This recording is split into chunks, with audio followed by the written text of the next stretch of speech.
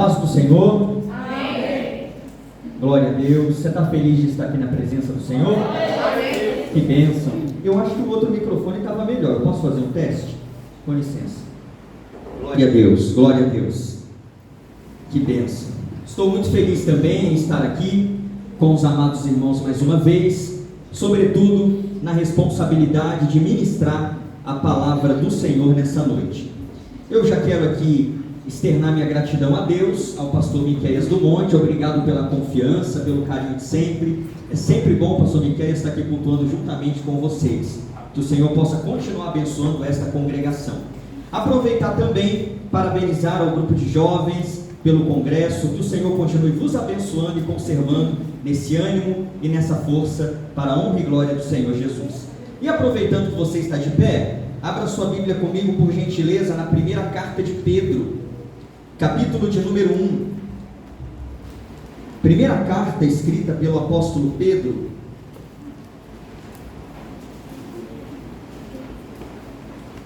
capítulo de número 1. Nós vamos ler do versículo 1 até o 9. E depois, acabando a leitura, permaneça com a sua Bíblia aberta para que você possa acompanhar comigo o que o Espírito Santo tem a dizer nessa noite. 1 Pedro 1, do 1 ao 9, quem achou diz amém. Amém. Texto sagrado, ele fala assim para nós: bendito seja o Deus e Pai. Na verdade eu comecei do 3, né? Vamos lá do 1, por gentileza.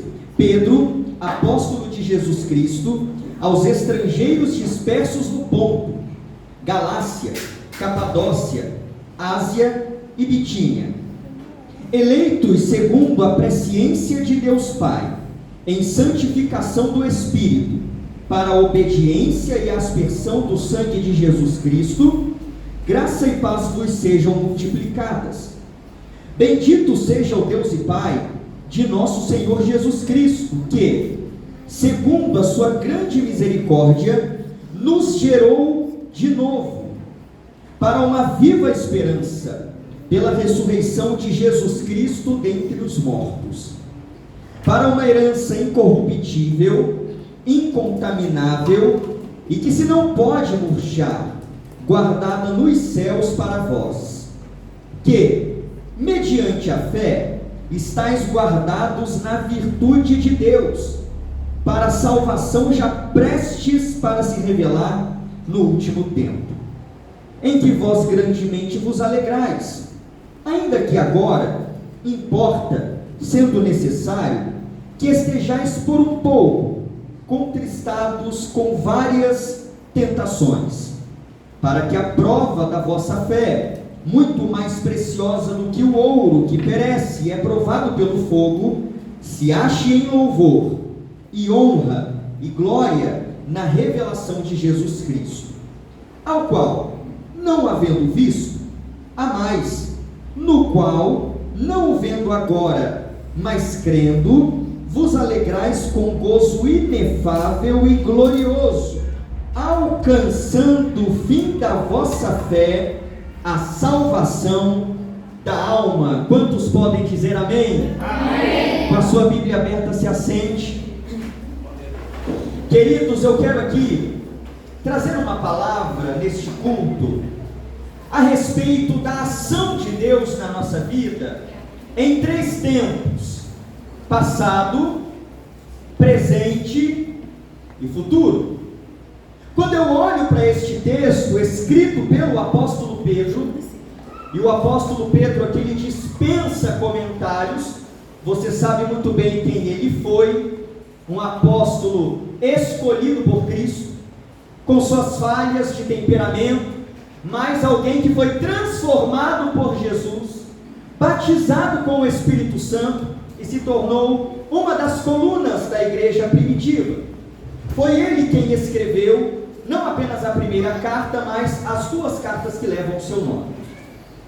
E aqui nesse versículo 1 ao 9, quando eu olho para esse texto, é impossível eu não perceber como Deus trabalha na nossa vida, em relação ao nosso passado, presente e futuro.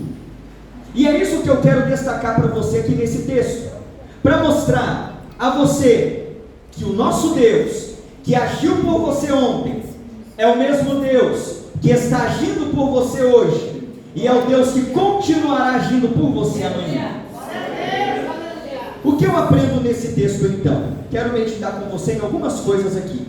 Em primeiro lugar, eu aprendo sobre a ação de Deus no nosso passado. E como Pedro nos mostra que Deus agiu em relação ao nosso passado? Em primeiro lugar, eu olho para esse texto e aprendo que Deus agiu em relação ao nosso passado. Repete comigo assim, nos escolhendo. Olha comigo o versículo 1, por gentileza. Diz assim: Pedro, apóstolo de Jesus Cristo, aos estrangeiros, dispersos no Ponto, Galácia, Capadócia, Ásia e Bitínia. O verso 2 começa assim: eleitos, segundo a presciência de Deus Pai. Olha que interessante, Pedro vai destacar para nós aqui, que eu e você, no passado, nós fomos escolhidos por Deus. E eu não sei você, mas quando eu penso nesse assunto, eu tenho isso como um grande privilégio. Quando Pedro ele fala assim, eleitos, segundo a presciência de Deus, Pedro está trazendo aqui à tona para nós o conhecimento eterno de Deus. Pedro aqui está nos levando à eternidade passada, lá para os confins da eternidade, antes mesmo de existir o mundo, de existir o sol, de existir os montes, de existir qualquer tipo de criação. Eu quero dizer para você uma coisa: Deus já pensava em você. Você tem noção e ideia disso? De que lá na eternidade passada, Deus já tinha o Thales em mente, Deus já tinha você em mente, porque nós fomos escolhidos segundo a presciência de Deus Pai. Isso daqui tem uma aplicação prática muito interessante para nós. Isso aqui passa para nós, pastor Miqueias, de que você e eu, nós não somos frutos do acaso. Eu e você não somos frutos de um acidente, de uma falta de planejamento dos nossos pais, de um nascimento acidental. Nós viemos à existência e estamos aqui neste culto hoje, porque fomos escolhidos desde a eternidade passada. Será que isso é motivo para você glorificar o nome do Senhor? Deus escolheu você. O ser humano pode te rejeitar, seus pais podem não amar você da maneira que você gostaria de ser amado, você pode não ser aceito na sociedade como você gostaria de ser aceito, mas eu quero dizer para você que existe um Deus que te escolheu e tem um plano maravilhoso para a sua vida. Hoje eu conversava, após a escola bíblica dominical, com uma moça lá do bairro que foi lá na igreja pedir oração, perguntou se eu tinha 30 minutos para conversar com ela, que ela precisava desabafar. E eu sentei com ela para conversar, e ela ali chorando, desabafando sobre os problemas que ela vivia, e uma das pautas que ela colocou para mim naquele desabafo, foi que ela estava muito triste, porque os pais dela haviam rejeitado ela. O casamento dela não havia dado certo, por causa disso os pais fecharam as portas para ela não tinha mais o amor dos pais, e uma das teclas que eu bati muito na conversa com ela, me baseando no Salmo 27:10, foi que, ainda que o meu pai e minha mãe me desamparem, o Senhor me recolherá. E eu sei que essa palavra está tendo endereço certo aqui. De fato, talvez você não desfrute do amor da sua família como você gostaria. Talvez você se considere um rejeitado, uma rejeitada, mas essa verdade é para consolar teu coração. Deus te escolheu, e Ele não te deixa só, e nada nem ninguém vai frustrar os planos e os propósitos dele para a sua vida. Isso deve alegrar o nosso coração. Deus nos escolheu, é o que Pedro nos mostra aqui. Uma segunda coisa que eu aprendo com Pedro em relação à ação de Deus no nosso passado é que Deus não apenas nos escolheu, mas Ele também nos substituiu. Thales, como assim? Me explica melhor. De que forma Deus me substituiu e substituiu você? Está no texto, no versículo 2, que diz assim para nós: em santificação do Espírito. Aí é dito assim, para a obediência e aspersão do sangue de Jesus Cristo, graça e paz vos sejam multiplicados. Olha que interessante. Sabe como Deus agiu em relação ao nosso passado? Substituindo a mim e a você.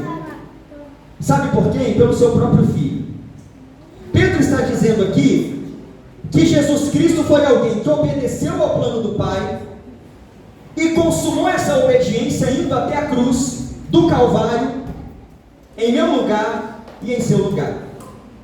E ali na cruz do Calvário ele aspergiu o seu sangue, ele derramou o seu sangue, sangue puro, sangue perdoador, que nos deu a salvação e o acesso novamente ao Pai.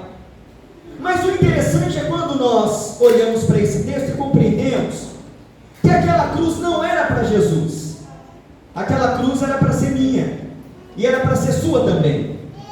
Mas Deus, baseado em seu amor e em sua grande misericórdia, ao invés de eu e você sermos colocados numa cruz por causa dos nossos pecados, o próprio Jesus se ofereceu em nosso lugar, motivado pelo amor, para assim nos possibilitar a salvação.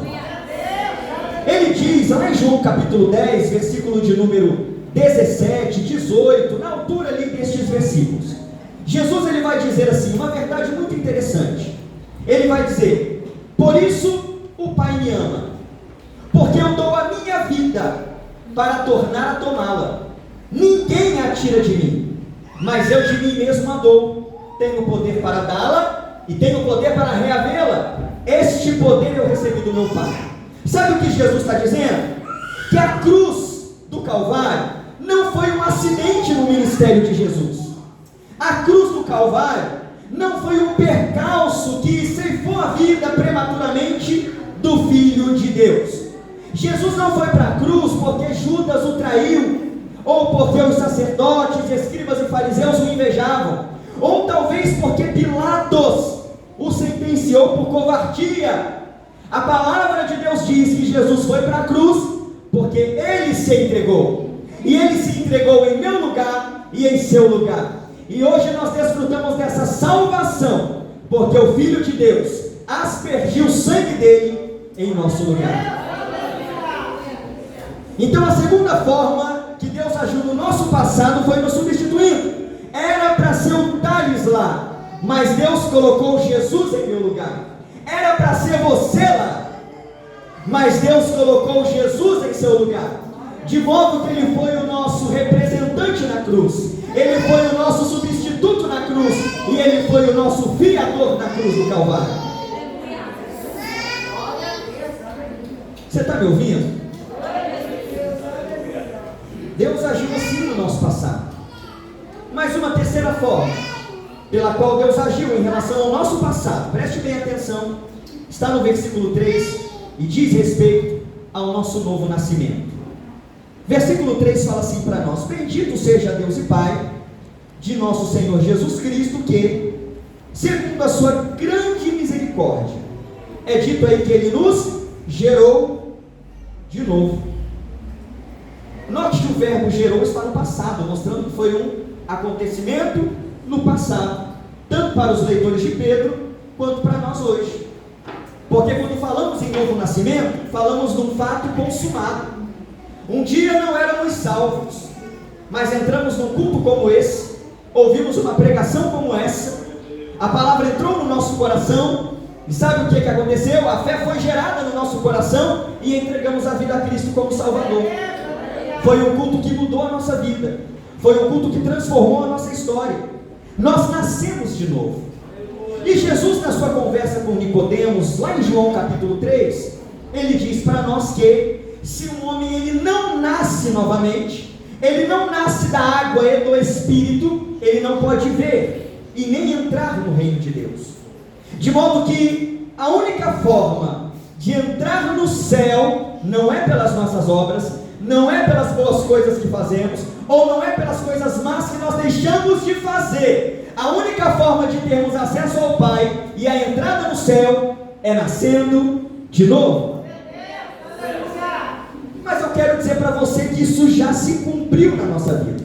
Pelo menos eu quero crer que isso já aconteceu na sua vida. Porque o novo nascimento ninguém vê. Quando alguém entrega a vida a Cristo como Salvador, não aparece sendo reproduzido no telão o novo nascimento da pessoa acontecendo. É algo invisível, é algo que só Deus sabe. Mas os resultados do novo nascimento são visíveis e perceptíveis. Então, quando Pedro fala no versículo 3, que Ele nos gerou de novo segundo a sua grande misericórdia, sabe o que eu aprendo aqui? Que por mais que não vejamos o novo nascimento acontecendo na vida de alguém, nós podemos perceber os seus resultados. E aí fica a pergunta: por que é que Deus fez com que o Thales nascesse de novo? Claro que Pedro já deixa claro aqui que foi para termos uma viva esperança agora. Mas eu aprendo muito mais do que Pedro diz aqui em outras partes da Bíblia. Eu aprendo que Deus, Ele nos fez nascer de novo num determinado tempo do nosso passado. Sabe para quê? Para que andássemos em novidade de vida. Queridos, escute bem isso daqui. Todo novo nascimento deve gerar novidade de vida. Se alguém diz que nasceu de novo, mas a vida continua da mesma forma, a linguagem continua a mesma, o caráter não mudou, a forma de se relacionar não sofreu alteração alguma, minhas preferências, meus sonhos, meus gostos não foram alterados, desconfie desse novo nascimento. Porque uma das marcas, não é o Thales que está dizendo isso, é o Novo Testamento. Uma das marcas do novo nascimento é a novidade. Quando alguém é salvo, quando alguém nasce de novo, uma palavra que vai marcar a vida desse jovem, desse homem, dessa mulher, é novidade. É novo, é nova criatura, é novidade de vida, é nova história, é nova trajetória, é nova maneira de se relacionar, é nova maneira de olhar para a vida, é nova maneira de tratar as pessoas, é nova maneira de reagir no trânsito, é nova maneira de tratar o sexo oposto, é nova maneira de tudo, é novo relacionamento com a vizinhança, é nova maneira de cumprir com os compromissos financeiros. O novo nascimento deve mudar a vida do homem e da mulher.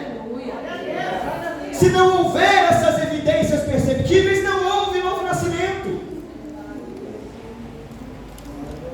Então, sabe como Deus agiu no nosso passado?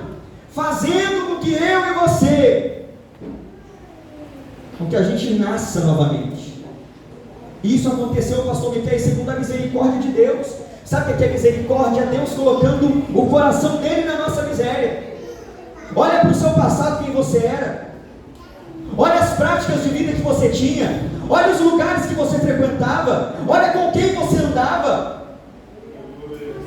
Se Deus não intervém na nossa história, segundo a sua grande misericórdia, se Deus não coloca a sua mão na nossa história, a sepultura estava aberta para mim e para você. Nossa vida já teria sido ceifada faz tempo. Mas segundo a sua grande misericórdia, Ele nos trouxe até a sua casa. Ele nos colocou diante do Evangelho, gerou a fé no nosso coração, e nós estamos aqui para adorá-lo com uma nova história, uma nova vida, uma nova perspectiva de vida. É assim que Ele agiu em relação ao nosso passado. Ele nos escolheu, Ele nos substituiu e Ele nos fez nascer de novo.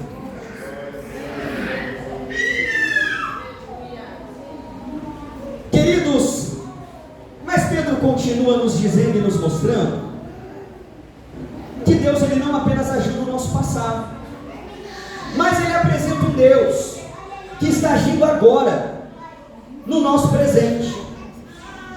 Sabe como? Olha o que Pedro nos apresenta aqui. O versículo de número 5 nos diz assim, olha comigo na sua Bíblia, você que está acompanhando por gentileza, que mediante a fé estáis guardados. Note agora que o verbo ele mudou. Pedro estava falando no passado, gerou, escolheu, Jesus aspergiu. Agora Pedro começa a falar num tom e num verbo no presente, verso 5, estáis guardados mediante a fé no poder de Deus. Queridos, preste bem atenção. Olha que interessante. Uma primeira forma que eu cuidando do nosso presente e agindo no nosso presente Ele está nos protegendo. Ele está nos protegendo. Mas protegendo de quê? Nós sabemos muito bem que o inimigo, ele não está satisfeito com a nossa vida, com o nosso compromisso com Deus.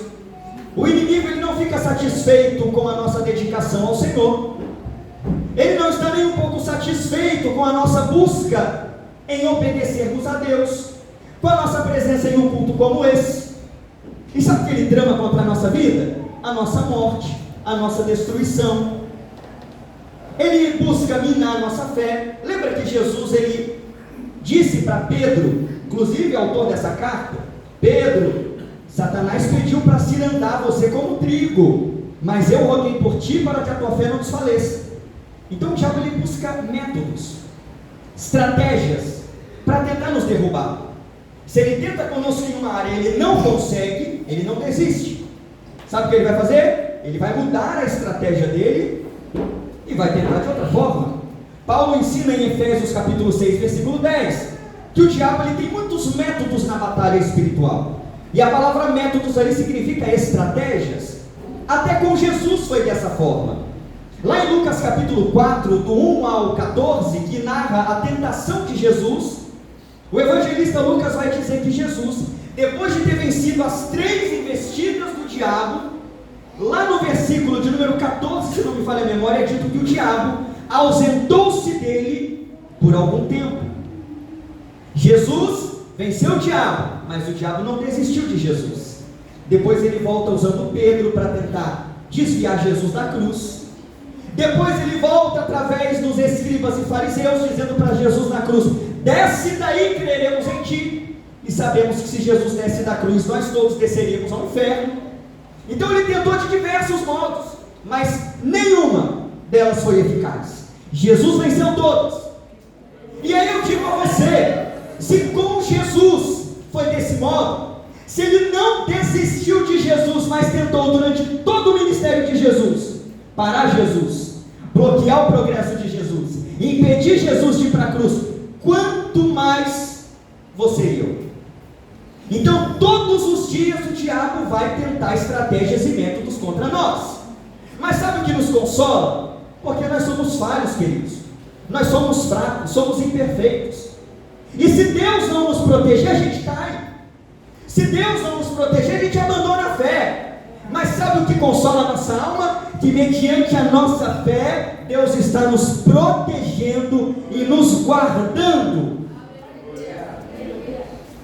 Eu não sei você, mas eu me alegro muito em mais um domingo poder estar na casa do Senhor. Sabe por quê? Isso significa que do domingo passado até hoje eu fui guardado por Deus.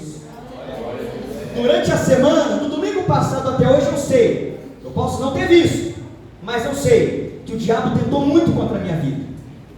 E eu sei que tentou contra a sua também, através de acidentes, homens maus, enfermidades, jogar você num leito.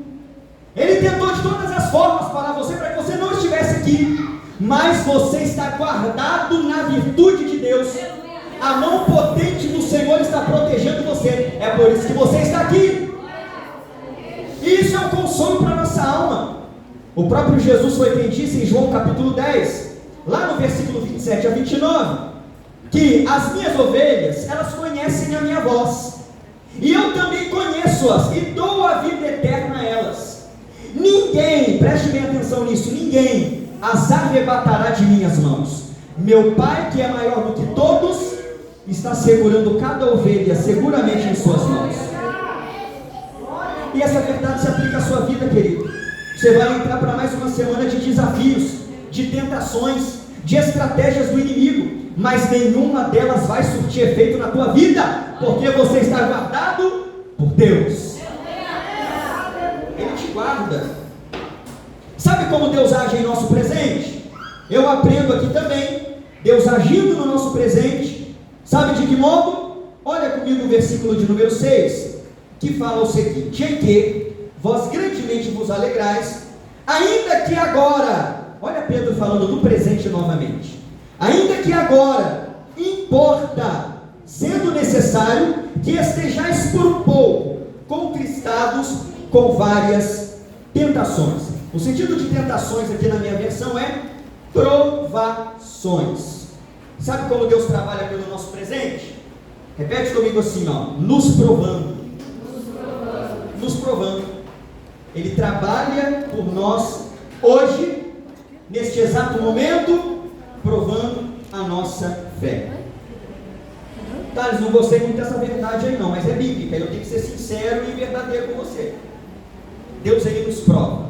Ele não apenas nos protege, mas ele também envia para nós lutas, provas, adversidades, porque Deus conhece a nossa estrutura, como diz o Salmo 103, ele lembra de que somos pó, e ele sabe que, se vez ou outra, ele não mandar uma prova, um aperto, uma luta, nós nos afastamos dele.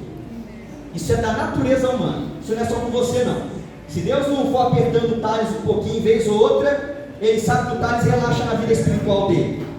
Deus sabe que se você não estiver debaixo de luta, de prova, você não ora, você não lê a Bíblia, você não vem para um culto como esse. É pelas provas, é pelas dificuldades que Deus nos traz para mais perto dele.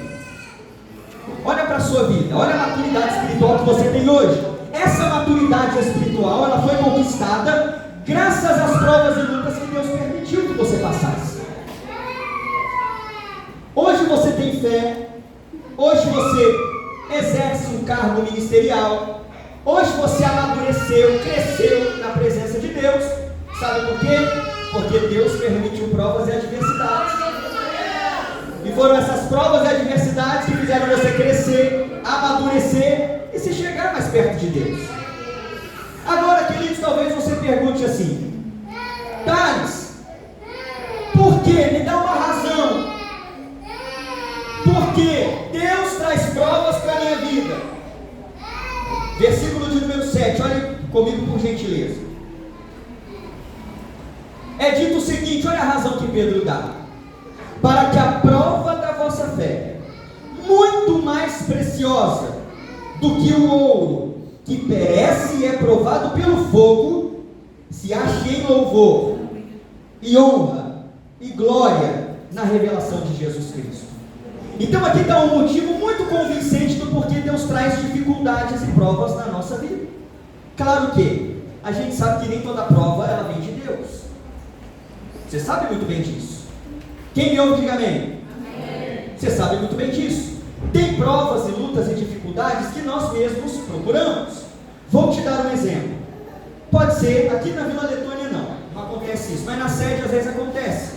Um irmão com aperto financeiro, está passando um aperto financeiro terrível. Só que o aperto financeiro não foi Deus que enviou. É o irmão que ganha R$1.000 por mês e ele vai gastar 3.000. O que vai acontecer? Ele vai passar por prova. Vai passar por prova e não adianta vir na igreja, não adianta fazer campanha por vitória financeira, porque essa prova, essa luta não se vence com oração, mas com uma boa administração dos recursos. É fácil sair dessa prova. É só pegar o devorador dentro da carteira, chamado cartão de crédito, e partir no meio. Acabou. O devorador é repreendido na mesma hora e ele sai dessa prova. Queridos, e tem outras provas também que somos nós que procuramos. Talvez o irmão ou a irmã respondeu mal o chefe, desrespeitou o superior, e aí foi colocado no olho da rua. E aí vem para a igreja, ora por mim, porque o inimigo está furioso contra a minha vida. Perdi meu emprego. Mas não foi o inimigo não. Foi o inimigo não, foi você que não vigiou. Você que não respeitou seu chefe. Você que respondeu quem você deveria obedecer. Então tem provas que nós buscamos, mas tem provas que nós não temos explicações de como elas apareceram. E aí reconhecemos que é o próprio Deus querendo alguma coisa na nossa vida. E o que ele quer? Pedro está ensinando aqui no versículo 7. Aperfeiçoar a nossa fé. Você sabia que a sua fé precisa ser aperfeiçoada? Você sabia que a fé é como um músculo? Um músculo, se você não trabalha ele atrofia. Ele atrofia. Pega pessoas que só ficam na cama, às vezes devido a alguma enfermidade, não podem se movimentar. depois tem que passar por fisioterapia. Por quê? Porque perderam os movimentos, por não usar as pernas, por não usar os braços, por não se movimentar, o músculo atrofiou, os ossos se enfraqueceram. Assim é a nossa fé. Se ela não for trabalhada constantemente, ela mingua, ela atrofia. E Deus sabe disso.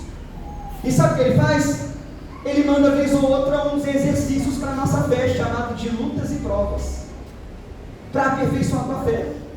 Não é para te destruir, não é para acabar com você, não é para te envergonhar, mas para te fazer crescer, te fazer amadurecer, te levar à estatura perfeita, semelhante a Cristo.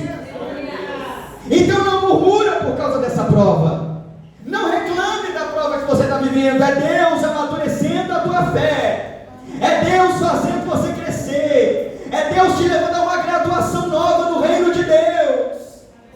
Ele faz isso através das provas e das lutas que passamos. E eu aprendo também Deus agindo no nosso presente, agora. Sabe como? Fortalecendo a nossa comunhão com Jesus. Olha comigo, por gentileza, o versículo de número 8. É dito assim, ao qual, está fazendo referência a Jesus Cristo aqui, ao qual, não havendo visto, há mais, no qual, não vendo agora, mas crendo, vos alegrais com gozo inefável e glorioso. Sabe como Deus está agindo pelo nosso presente neste exato momento? Fortalecendo a nossa comunhão e a nossa fé em Cristo. Às vezes eu fico triste em saber que muitos crentes não valorizam um momento como esse de culto, trocam um culto como esse por qualquer outra coisa. Se aparece qualquer outro compromisso, um convite de amigos, talvez um bate-volta para a praia, no dia do Senhor, no dia do culto, talvez se aparece um aniversário no horário do culto, sem pensar duas vezes, ele troca um lugar como esse por outro compromisso, e não entende que um lugar como esse daqui, e um culto como esse, é um quartel-general, aonde você está tendo a sua fé e a sua comunhão com Jesus fortalecida. Você pode não perceber isso, mas neste exato momento, enquanto eu prego essa palavra, Jesus está renovando a sua fé. Porque Romanos 10:17 fala que a fé ela vem pelo ouvir, e o ouvir a palavra de Deus. Então, enquanto eu prego, Jesus está aumentando fé aqui, renovando fé aqui, estruturando crentes aqui. Talvez você que chegou aqui dizendo, esse é meu último culto, não vou prosseguir além disso, não vou continuar fazendo o que eu faço, e Jesus através da palavra dele está dizendo a você, eu te dou forças para continuar, não é hora de você parar, eu tenho muito chão para você caminhar ainda. E muitos não dão valor num culto como esse. E Pedro me ensina que neste exato momento, Deus está, primeiro, fortalecendo o nosso amor. É dito aqui que nós não vemos a Jesus, mas nós o amamos, e cada culto fortalece o nosso amor por Jesus. Pedro diz aqui que nós não tendo visto a Jesus, mas nós cremos, e pela pregação da palavra, a nossa crença e a nossa fé em Jesus está aumentando. E não apenas isso, Pedro diz para nós que nós também estamos nos alegrando em Cristo. É por isso que eu sempre falo que ser cristão é coisa de doido, queridos, é coisa de maluco. Sabe por quê? Porque ninguém aqui nesta igreja viu Jesus. Ninguém aqui pode se levantar e dizer assim, olha Thales, Jesus anteontem, eu estava deitado na minha cama para dormir, vi um clarão assim no meu quarto, e Jesus se manifestou pessoalmente no meu quarto. Ninguém aqui pode dizer isso, porque ninguém aqui viu Jesus pessoalmente.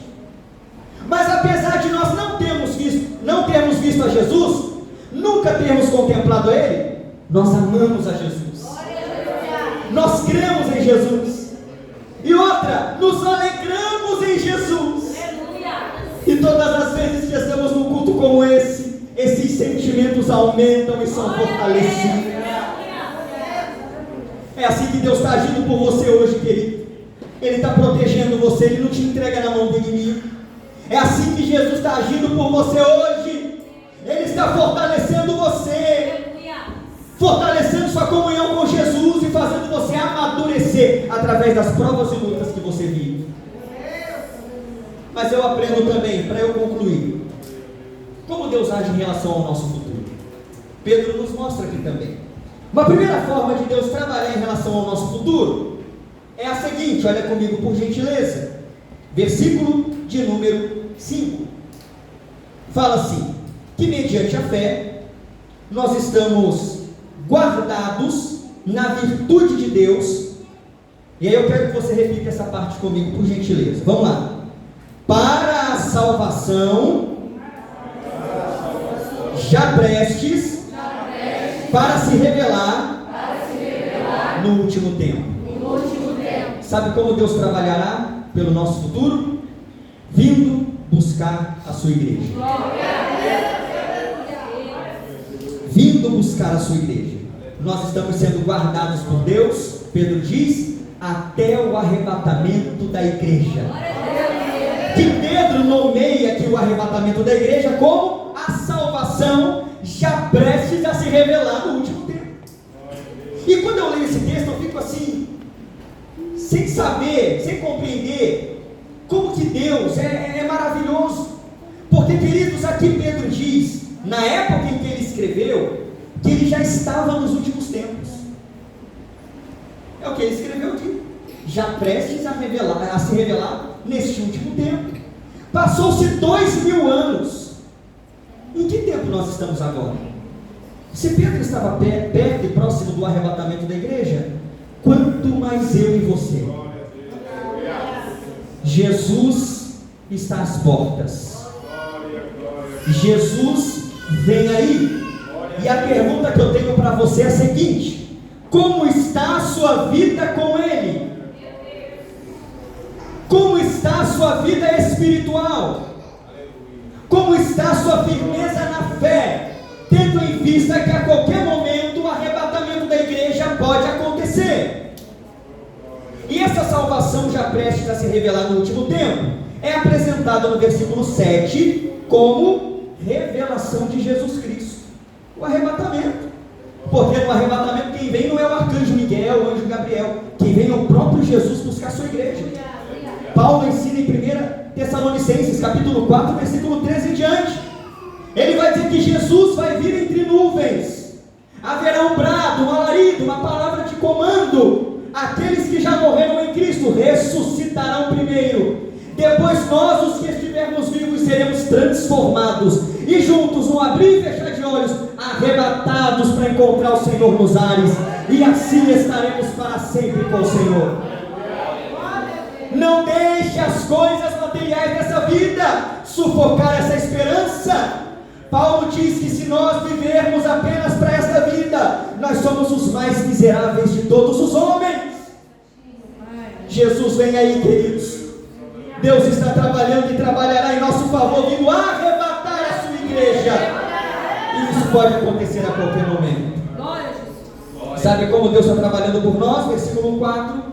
Pedro fala aí sobre uma herança incorruptível, incontaminável, que se não pode murchar, guardada nos céus para vós. Sabe como Deus trabalhará por nós no nosso futuro? Ele nos recompensará. Não apenas virá nos buscar, mas lá no céu tem recompensa para nós.